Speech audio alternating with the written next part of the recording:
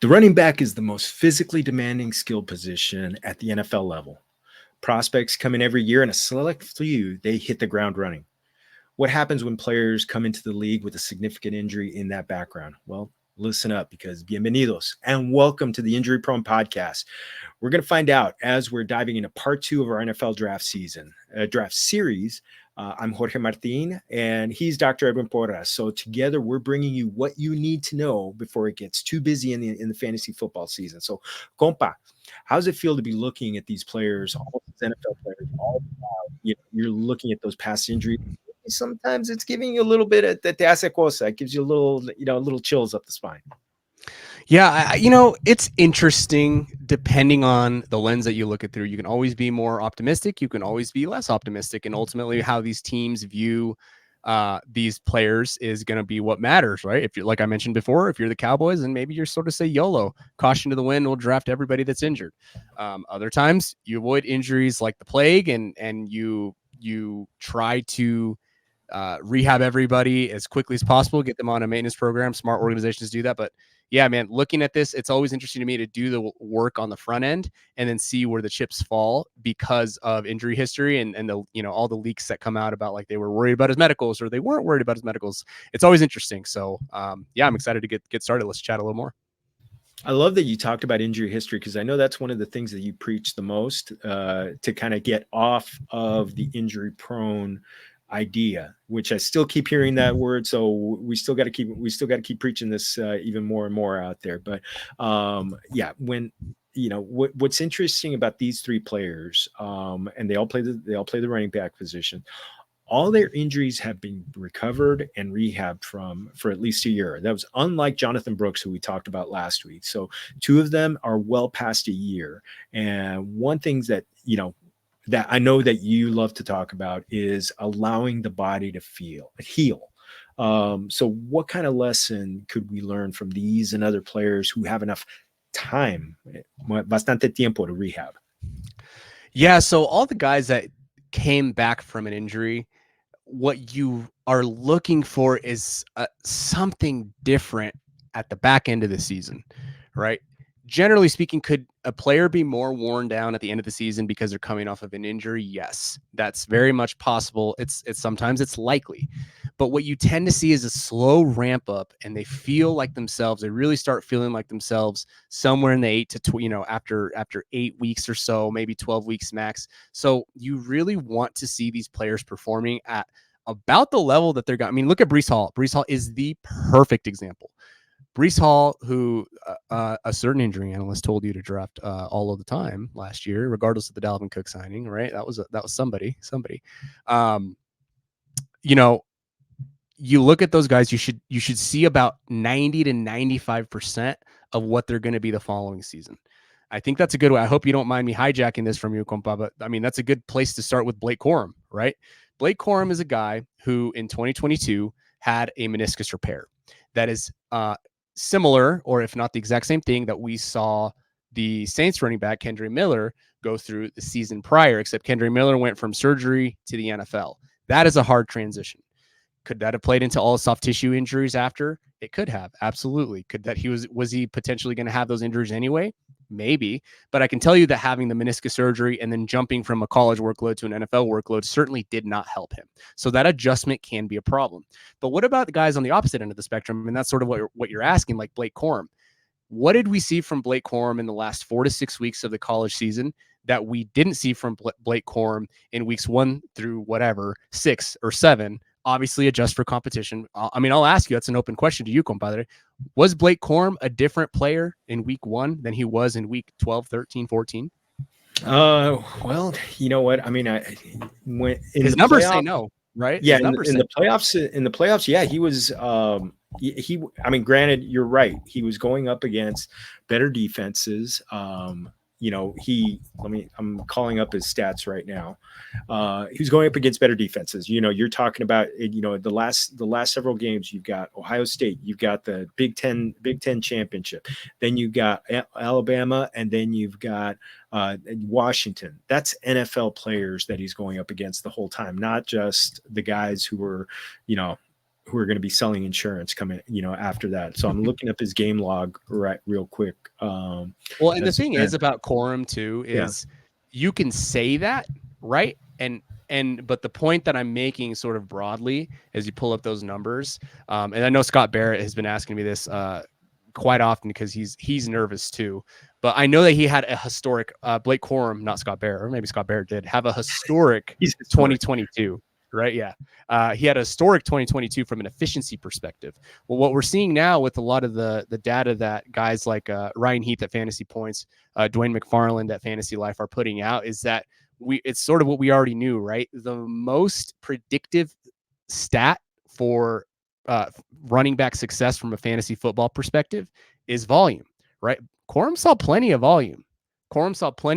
And you could make the argument, compadre, even though he was up against better defenses, if Corum is as good as we want to make him, or if we think that he's at a ceiling, then in theory, that volume that he's getting would have translated to more because he's also an NFL talent, right? Though that's sort of the argument that I make. It's the opposite end of the breakout spectrum, right? It's like, okay, yes, you want guys to break out early, but after you want that breakout, after you see that breakout, you also want to see continuous, consistent production against those higher level competition to verify, like, yes, okay, this makes sense. He's continuing to be productive. And I think what we saw at a Corum is average. And I said this with with Cam Akers. After Cam Akers' Achilles, I specifically said, and I hate to continue to I'm wrong on plenty of things, but I also want to bring up cases where I was correct. Cam Akers was after his Achilles, and everybody was trying to say, oh, the efficiency this, and really when you look at EPA and it was the playoffs, right? When Cam Akers initially came back in the playoffs after that pretty historic return, that quick return, I said word for word, this might just be Cam Akers now. This just might be who he is. And I think based on what we're seeing with Corum, it's a small sample, I'll admit.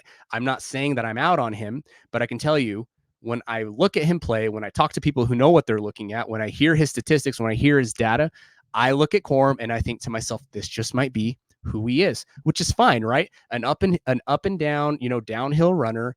If there are 5 yards blocked, he'll get you 5 yards, right? It seems to be the type of running back that he is. So, I don't want to, no insult to Jamal Williams, right? But maybe he ends up being a Jamal Williams type, like a decent running back in the right system that can score touchdowns, get downhill, get you what's blocked. I can't see necessarily him breaking out into something greater because I feel like we would have seen more from him at the end of 23 if that was the case.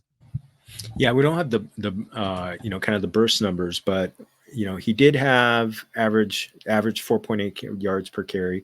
His last 2 games in the college football playoff, 19 carries, 83 yards, and a touchdown against Alabama. And then in the championship game, he had 21 carries, 134 yards, 2 touchdowns against Washington.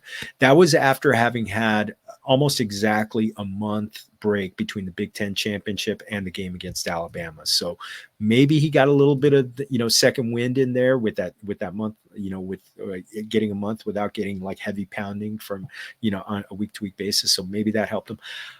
I'm gonna posit something to you that what you think. If Jim Harbaugh drafts him, does that make you feel more, kind of? I mean, granted, he's going into a backfield with Gus Edwards, but does that make you feel a little more confident that, that maybe there's not going to be that, that long-term injury concern, or maybe we just know he's going to run him into the ground for 4 years and muchas gracias. Right. Well, and that's a good question. And I think I guess I should come out and say up front, I don't think the meniscus a year later at the end of 23 was the reason that Blake Corum put up the numbers that he put. Like, I want to get out, maybe I buried the lead there. I don't think that his injury, you can make an excuse for him. I think the Blake Corum we saw at the end of 23 is a Blake Corum that we're probably largely going to see in the pros. Yes, there's a longevity concern simply because those meniscus repairs, they're tough, man. They're brutal, right? You basically go in there and you fix up some cushion in between the knees that needs fixed up, but eventually it might need another trim, and it might need another trim, and eventually, he goes off the Todd Gurley rails, especially if he does get drafted to Los Angeles, right? Like you're saying. So if they view him in the lens that I think the Titans view Tajay Spears, I think they think to themselves, cool, we can get this guy through his rookie deal. Maybe he starts to break down towards the end of his rookie deal, and then we'll let him go. It's the unfortunate reality. I can see that in the cards for Blake Corum more so than I can see it for other running backs, but I hope that he proves me wrong. I hope he does. I hope he does. I mean, he didn't, from the games that I watched, I mean, he's a good running back, but he doesn't have like that home run burst. So, he's just not special, right? Yeah. Is that how I think that he's just not special? Yeah. I mean, it's kind of like, I mean, you don't see that Bijan Robinson lightning bolt, but some guys that they just come in and they're just kind of plotters and they get it and they get the job done. So you never know. Devin Singletary, those kind of guys that just kind of get usage. Like you said, they get volume, and then it comes down to it. If he goes to the Chargers, I mean, yeah, maybe it's one thing that we feel good about Harbaugh liking him, but there's still Gus Edwards there, so we know it's going to be a split backfield. So. Muy interesante. So that one's going to be one to follow.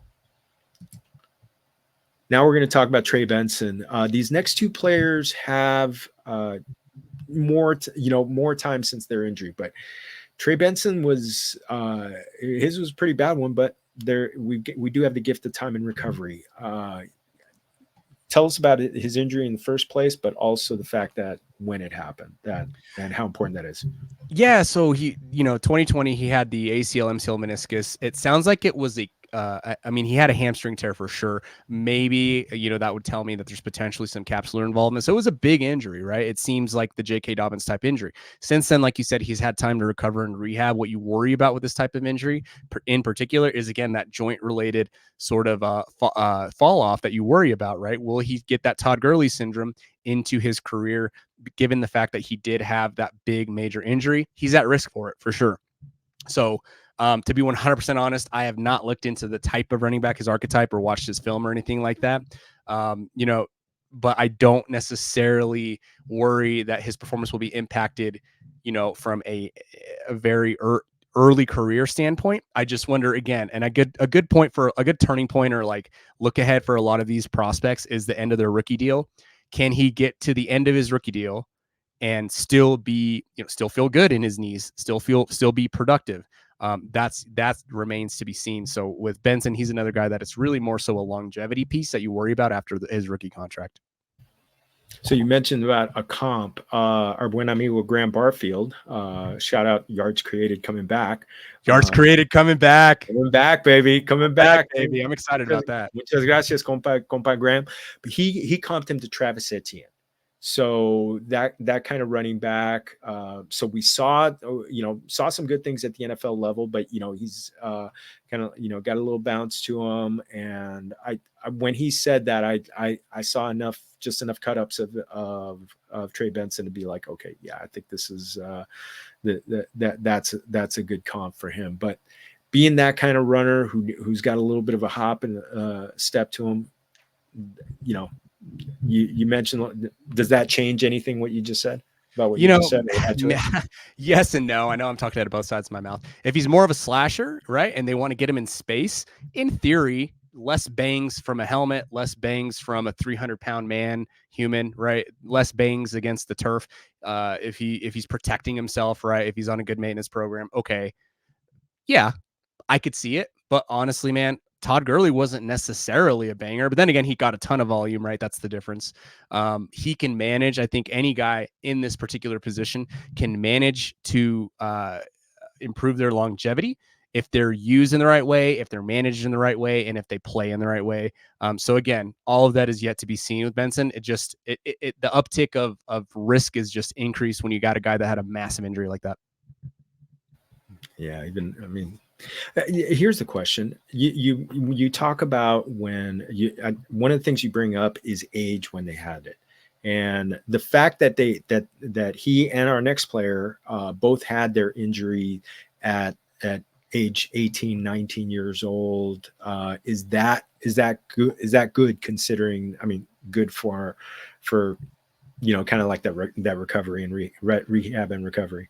I mean, in general, kids, right? Let's call them kids. That's what they are. Kids recover quickly, man. Like I get some kids that come in, and my brain is a little more focused on the adults, right? When I think of an adult prognosis, when I get an athlete, And I'm like, okay, it's 28-year-old athlete with X thing. And I'm like, okay, this should take somewhere in the neighborhood of, 8-9 visits, maybe, 3 months, right? When I get a kid that comes in, I'm like, from visit 1 to visit 2, I'm like, holy cow, this kid's like already better, like saying he's better, he's looking better, like all these things, right? So yes, from like an acute recovery perspective, age is important to get performance right away, but it does not take away from the potential down the road for that age-related sort of arthritis type stuff to start setting in. But again, we're splitting hairs here. I know that I make it sound like everybody's going to get arthritis just because they had an ACL tear. That's not necessarily the case, right? It's all relative. It all comes down to how big was the injury, what were their complications,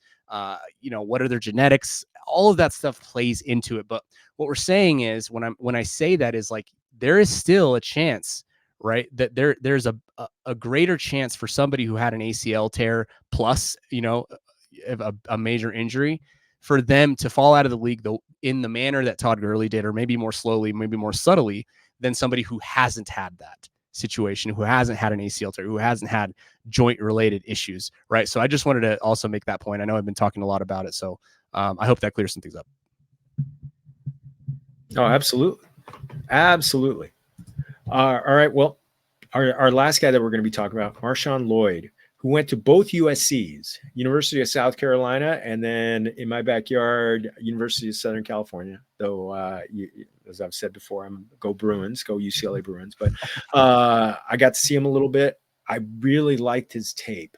I really liked what he put up, the way he plays. Got a little bit too loose with the fumbles, but he also had an ACL tear as a freshman before he even hit fall camp. I think it was on his second day of fall camp.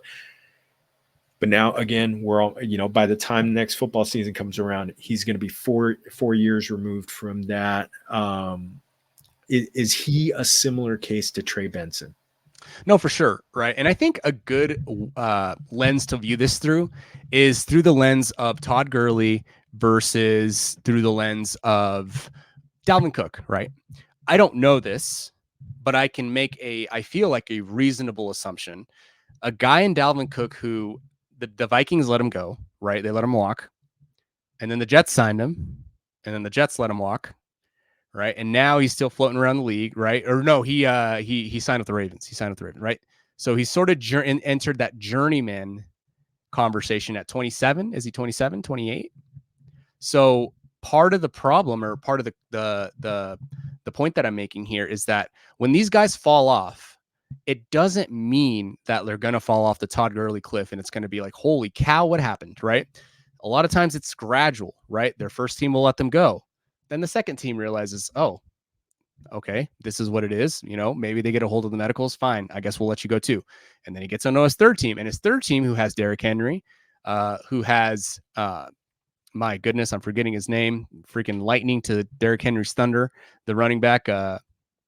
Why am I forgetting his name, compadre? What's his name for the Ravens?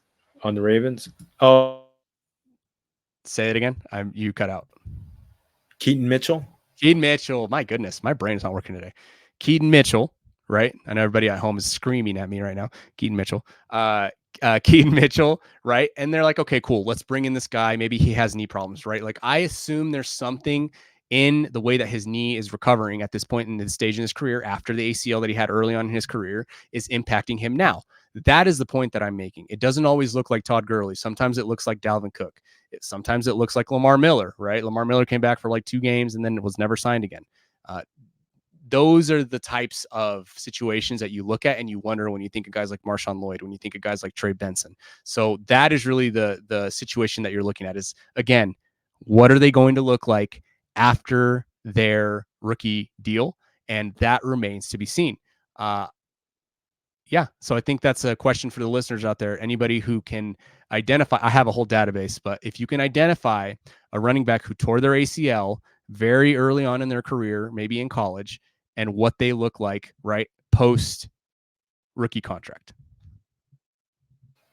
And just interesting, you mentioned Dalvin Cook, 29 years. He turns 29 years old in August. So by the next football season, he'll be 29. Crazy thing, Todd Gurley is just 30.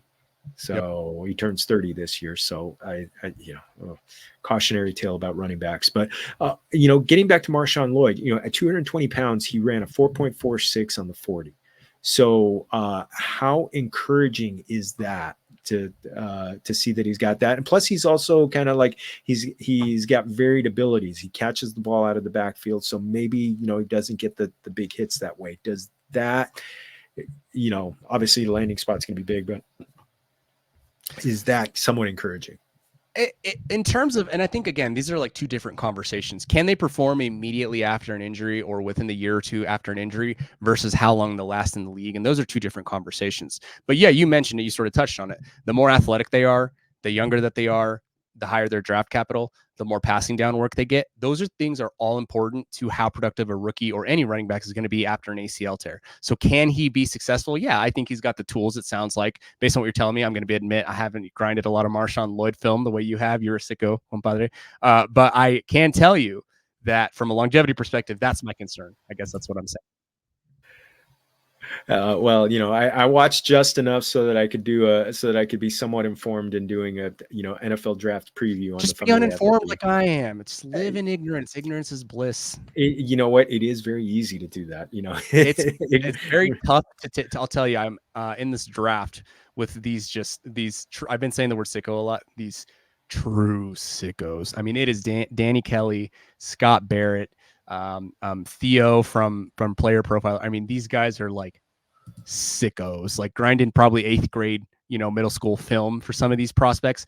We're in like round 27 or something of this crazy of this draft. I don't even know these names anymore. Like, I can't do this, compadre.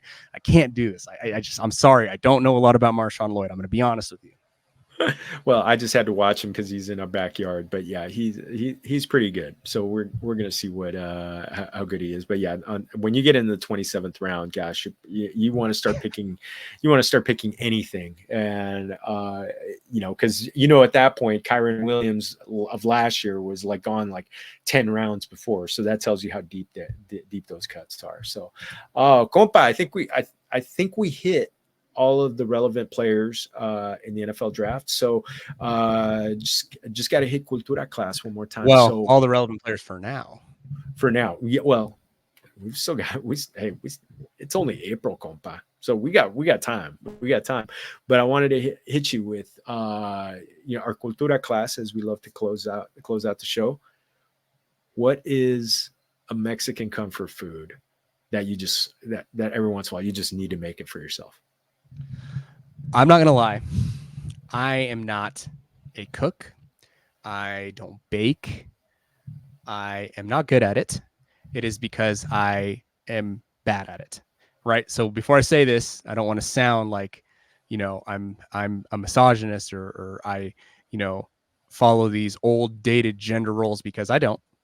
I am more than willing to pitch in on the housework, and I do, not infrequently. And if anybody knows my wife, anybody listening knows my wife, knows that if I were to ever even suggest that we were going to follow traditional gender roles, she would kick my ass. So that's not a problem. But what I love about my wife is she's white, but has embraced every ounce of culture that she's been exposed to through me and through my family. She learned how to make flour tortillas. When I tell you that these taste just like the ones my abuela made and just like the ones my mom made, I'm not kidding you. I don't know how she did it. I tell her every time she makes them, I'm like, this is incredible. I don't know how you pulled this off, but you pulled it off. So I'm going to have to go tortilla. I know you mentioned it at the top before we started recording. Tortillas. I'm going to steal it.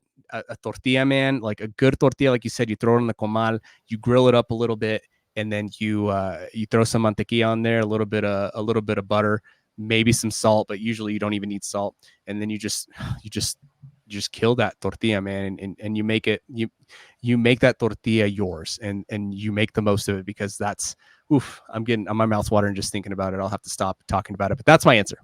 Oh man, one of these days I'm going to get out to Colorado, and I'm going to make that special request, because that is Sunday morning at Abuelito and Abuelita's house. I grew up next door, and the only time my abuelito got behind the stove was on Sunday mornings to make tortillas de harina, and we just all the grandchildren who were there, we just lined up. We'd get one, put the mantequilla on it, and my brother was famous for like getting one and getting right back in line for for the next one. So he had his little vaso de leche, and that.